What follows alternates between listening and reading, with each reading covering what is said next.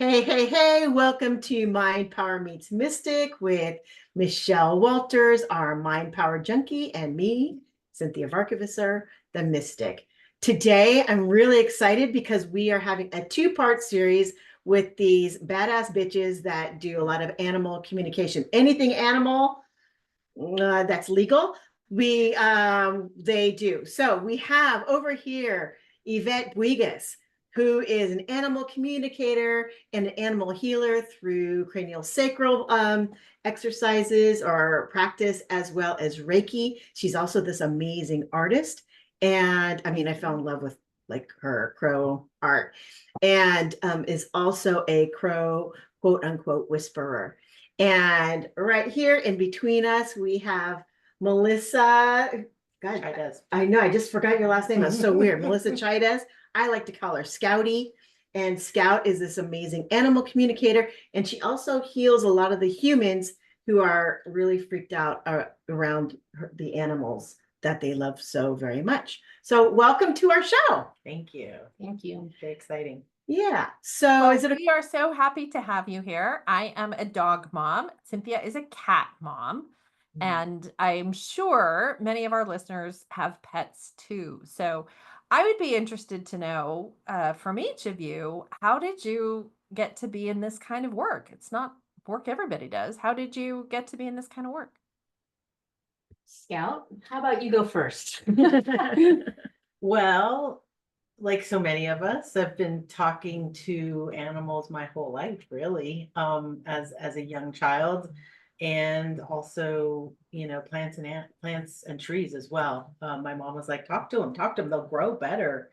And so I grew up with a huge love of animals, and then during COVID, sinking into my spirituality, and a friend said, hey, you can really talk to animals. And I was like, yeah, I know. And they're like, no, you really can communicate with them on another level. And I was like, really? So I attempted a meditation on a very quiet morning. And I connected with this dog, and he told me so much stuff. I was blown away. And then when I brought him, he was boarding with me, and I brought him back to his mom, and I said, this is random, but your dog talked to me. Don't think I'm crazy. I know you probably think I'm crazy, but let me just tell you the story. And so I tell her everything he told me, and she was completely blown away. And so was I, to be honest. And that's how it began. And I haven't stopped since. Beautiful. And Yvette, how about you? Me, well, same as Scout. I've been hearing animals my entire life. I did not have the support as a child to develop it or to even be able to share it, but I kept going with it. And I am a cranial sacral therapist. I've worked with humans for almost 30 years, and I had a dog with an injury and to his head, and I watched him suffer, and I wanted to help him. And it took years, but I finally wasn't able to help him because I never did the math that I could help him with the cranial sacral work I do. The day he passed away, I got an email from an old teacher of mine letting me know that my school had rewritten or had written the curriculum to work with dogs and small animals. So I went back to class for that, and I work on dogs, horses, pigs, chickens. If it has a spine, I'll work on it. And through that, because I'm quiet when I'm working on them, the communication really comes up, and they get very chatty with me. I've had dogs have emotional releases, like just letting go, audible, whining, crying, emotional. It's fantastic work. And the art that I do a lot of portraits of animals, and they will communicate with me through the painting. So I'll end up taking notes, and I'll change things in the painting according. And sometimes when my clients see painting, they're taken aback. I didn't ask for that. And I'm like, no, but Rover did. And they're like, I see why, like, oh, because Rover had whatever yeah. So I surprise people when I change things up because I'm getting the information from the animal that I'm painting. You know what I love is that, okay, humans they're supposedly the clients, but that is so not the case. Yeah. The case is that the animals are the clients, even with the artwork. Even with the artwork. And with the animals being the clients, the humans actually get to heal as well. Humans don't understand human beings. I'll stick with humans. Humans don't understand that it's not always directly real. It's not about them. Exactly. It's not about them. So what I'd love to know is, have you had any, not adults, have you had any pet owners realize that they're not pet owners, that this is a true relationship, and that by you healing their animal, you've actually helped them out as well? Oh, I don't know about you, but every time every time I did a little experiment in my office once where I set my cranial sacral table for people up again. And I told people in the neighborhood, I let people in the neighborhood know that if you come in for a session, bring your dog and I'll work on both of you. Oh, yeah. Awesome. 9 out of 10 times, what I found in the dog, I found in the person. 9 out of 10 times. It was amazing to me. It was huge education for me and hopefully for my clients who could then change maybe some of their behaviors or keep their energy to themselves, perhaps a bit better. Yeah, I recently just had a reading where the dog is afraid of everybody. He's 3. He's terrified of everybody except for a very small core group of people. And her son also has social anxiety, and it's all emanating from her. And that was honestly kind of a little bit opposite of what you're saying, but a lot of the issues with the animal can be related to the owner or the guardian. And if they change their energy, they can help their animal. Yeah. Absolutely. They're sponges. Yes. They're sponges and they're healers. Yes. So they I don't know, kidneys, let's say. They sense that maybe their person has a kidney issue and they absorb it because they're wanting to heal, and they may end up also with a kidney issue. Yeah, I had that in my work too, where I'm not an animal communicator. I just want you to know, I happily leave that to you all. But we do have some talks, and it never fails that your animals are an extension of you. And we have these big bodies, and they have, even the big dogs, their bodies are smaller, and they actually absorb at a rate that's bigger than what we absorb. Wow. And they don't, because they don't have objections. So we object to some things, right? Boundaries.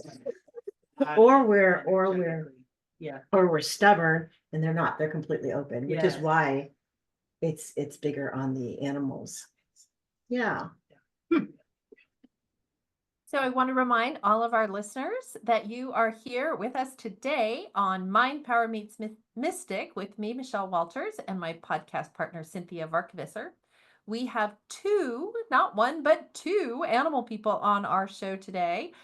Scout Chaidez. Am I saying that right? Yes. Yes. Okay. And Yvette Weegis. So welcome to our part 2 of the second half of this show. And I'm wondering if each of you could share like a really kind of outstanding or special moment that you had in communicating with a particular animal. Maybe one that it was an unusual animal, or they told you something that you found surprising or unexpected, but something curious. Ooh. Yeah. Oh, I know you gotta go. I've had a few. I had one that was kind of funny, where I had just gotten back from a trip, And my husband and I used to take our dogs to the dog park on the weekend. And every once in a while, he'd drop me off at Costco. I'd do some stuff. And then after the dog park, they'd pick me up. So while I was in line, I was like, oh, I wonder how the walk went. And so I chimed into one of my dogs, Cecil, and I asked Cecil, so how's the walk today? And he was like, it was good. And I'm like, did you run into anybody I know? And he was like, oh, we saw Debbie. I got that he saw Debbie. I'm like, oh, great. So she gave you a cookie? And he was like, it wasn't a good cookie. I didn't eat it. And I was like, oh, all right. So then, I text my husband. I tell him that I'm on my way out. He picks me up and I'm like, so babe, did you guys run into anybody at the park that I know? And he's like, oh yeah, we saw Debbie. I'm like, oh, did Debbie give Cecil a cookie? He's all, yeah, but Cecil spit it right out. It was terrible. He didn't eat it. So, I mean, that's a little one. And I've had some pretty profound ones around like animal death, where, I've had animals ask me to be let go. I had my own cat tell me that she wanted me to keep her bones when I euthanized her, we had to let her go. She wanted to do it on her own. And I have a feeling that had the veterinarian showed up an hour later, she would have gone. But she wanted me to keep her bones, and I had no idea how I was going to do that. And she made it happen. I don't know, but someone called me wanting to say goodbye to my cat, a friend of mine who I never really thought she knew I had a cat. So I let her come over, and as we're chatting about it, and I tell her that my cat wants me to keep the bones and I still don't know how I'm going to do it, she's like, oh, my next door neighbor has beetles. Oh, wow. And I mean, what are the chances? She orchestrated. What are the chances? And my cat orchestrated the whole thing because that's how that cat did things. Like I could be working on a client when I had my home office and I'd forget my clock and I'd be like, oh, and I'd just think of my cat and I'd let her know, I'd ask her, can you please let me know when I'm done? And she'd come into the room, 2 minutes to spare, like clockwork, and remind me that it was time to go. I love that cat. Crazy. Yeah. Very cool. Yeah. Yeah, same here. All kinds of stories. I guess one during COVID. The dog was a regular boarder of mine. I checked in with him. He said, it's great. The family's all sitting down outside around the table to have dinner every night. I love that we're all together. But my dad picked up all my toys and he put them in the garage in this cabinet, and I want them back. And I'm really upset about it. And this dog was very particular about his toys. Like he'd come stay with me and he'd come with a bag of his food and a bag of his toys, and they were his toys.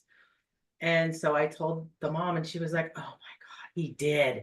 My husband did. He was tripping on them. He was walking on them, and he was afraid we were going to fall. I'll go get him out. As soon as we get home, I will bring them out. I said, hilarious. How do you think you? Yeah. And then, sure. Pets that have crossed over, been very moving, very emotional. Myself and the client both in tears and talking about memories and special moments that they'll share. And you tell the client, oh yeah, what's this about the water? He went to the water and he had a bandana on, and he's like, oh my God, yes, we went camping. It was the first time he had been in water, and it was like the most amazing thing. And I taught him how to swim, and it was our thing from there on forward. And I mean, you just feel like you get to be part of the client and the animal's life in such a special way. It's very moving, and I will never forget these people or these pets, because I had the honor to share those moments with them. Is really how I felt, because I see it happening through the dog's eyes, Wow. Yeah. And so I feel it, I feel that love, I feel that devotion.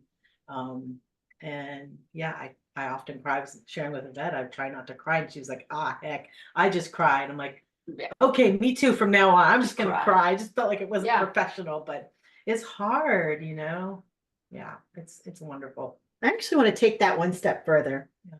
And I love animal communicators because they're so damn sensitive. You guys are so sensitive. And it's almost like humans are abrasive, They are. like their energy is too big, too abrasive. And I would love to hear more about your take on it, because I just see how sensitive you are, and I have to be very gentle, right? If I'm talking with you for a reading, in certain areas. But I believe that that's the reason you're Mhm. really great animal communicators and I'm not. Well, the state of Yes. California, for example, animals are property. Right. I have never seen an animal as being anybody's property, but we do treat them as property. That dog belongs to me. My dogs, I feed them, I take care of, they don't belong to me. They're pretty much, my equals. Yes, I do have to give them boundaries to keep them safe, but they're my equals, and I listen to them. And I try to give them choice. When I walk into a room with a new animal, I give them their space. I let them come to me. They're not toys. I have gone to see clients with very frightened dogs, and I've sat on the floor with dogs barking at me for 45 minutes. And I just sit and I let them get it all out. And the owner's embarrassed, but I'm like, oh, this is why I'm here. We're going to work on that. And I just need to let him explain to me, let the dog explain what's happening. And we just give them space to be Yes. themselves, because Yes. they aren't extensions of us. They are Correct. their own thing.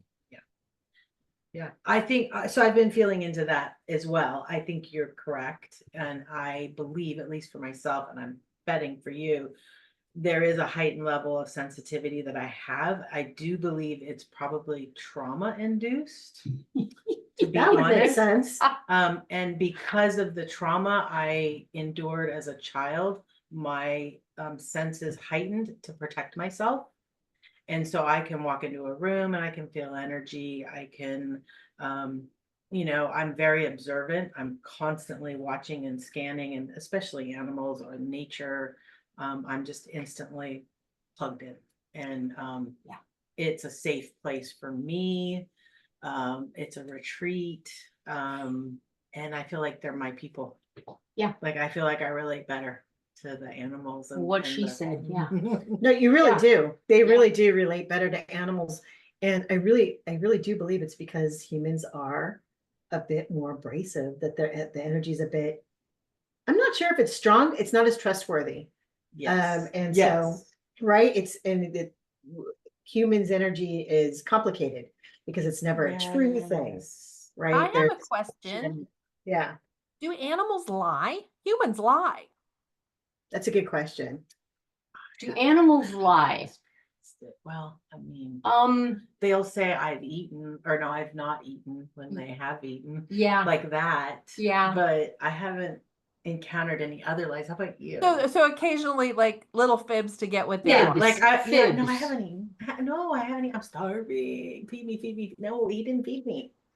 Yeah, and then I've heard the same things, like the feed me thing, but So maybe kind of like a kid would lie. Is that kind of like a little kid would lie. Yeah, because like I a little kid would heard it lie? on- Not like an adult would lie, but like a little No, kid. like would a lie. kid, like they're not going to lie about how, yeah, but little fibs.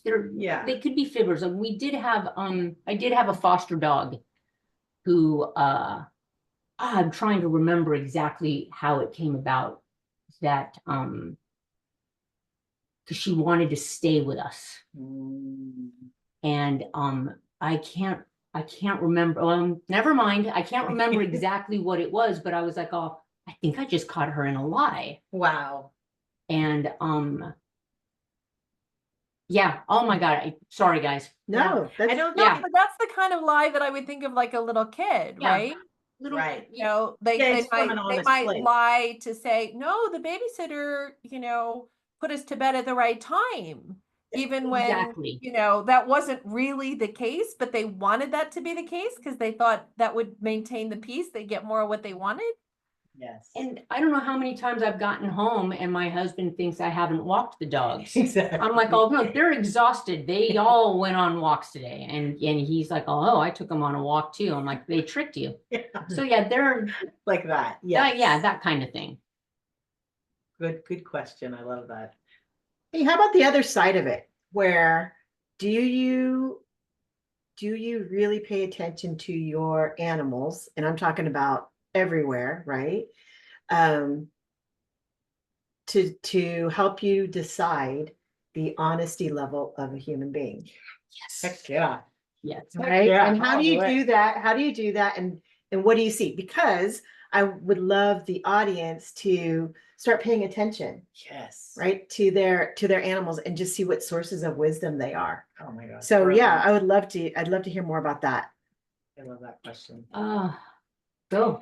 Yeah, well, I mean, my dogs, one of them is very, very loving.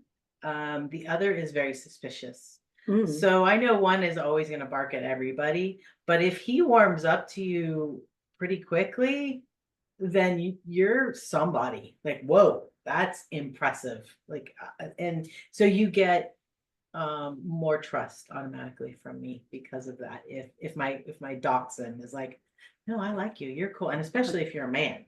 If you're a man and he's like, hey, I'm all about you, you're, oh yeah, we're good. My pity, he's kind of loves everybody. He's Oh just a yeah, sweet he guy. is adorable. Yeah. Love that So dog. I don't know how discerning he is. But if he doesn't like somebody, oh, forget it. There's no, because he pretty well gives everybody benefit of the doubt. BOD, you're cool. But if he's like, we listen because there's a good reason for sure. Absolutely. Yeah. Absolutely. The trauma, we've all had trauma, right? Yeah. And as a kid, I was there, but I had a burrow Aw. that did not like my mom. Oh, I want to hear about this. And Yeah. it's like she'd come up and it'd be a cold day and she'd come up to button my sweater or something and Poncho would run over it, bat her away. Leave it alone. Wow. And he did not like her around me. And I was not my mom's favorite child. She had an issue with me.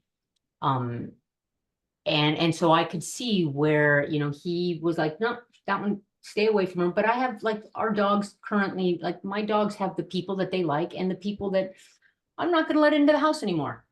Wow.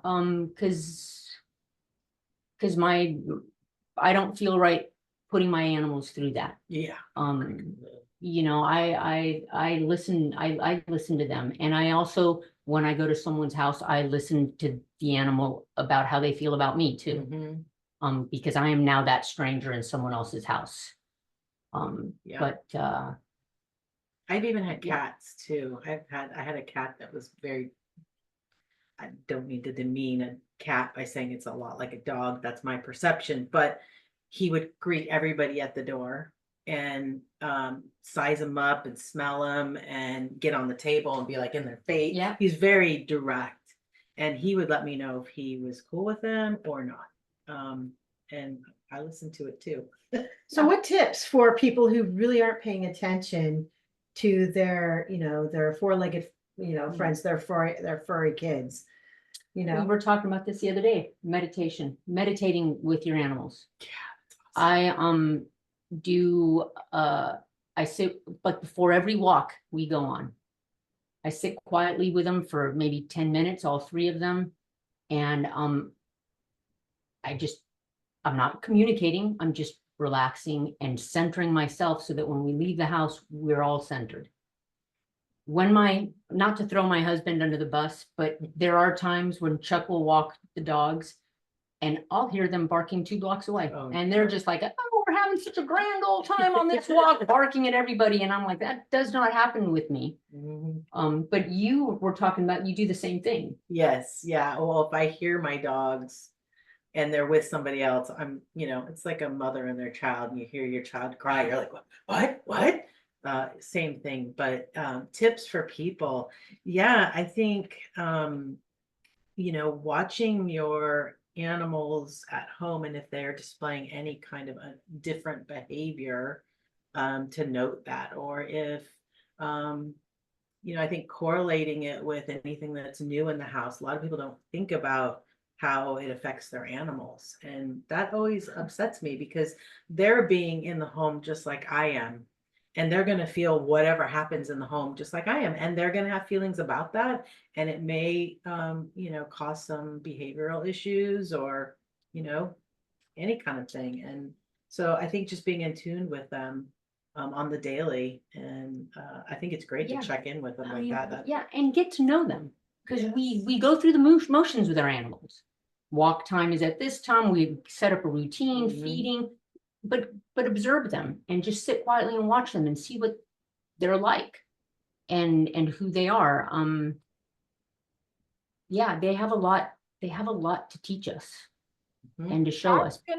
That's gonna bring us to the end of this particular episode for Mind Power Meets Mystic.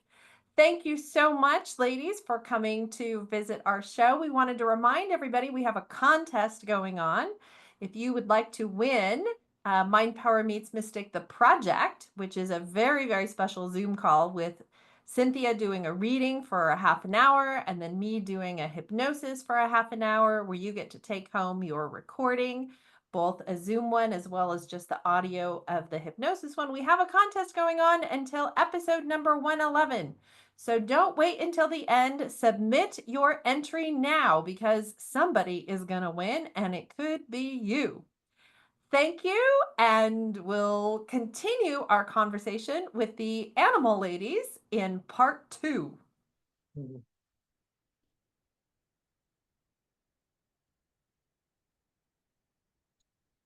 Yeah. That was Oh, yours, we right? can talk. Yeah. Okay, I'm like, oh.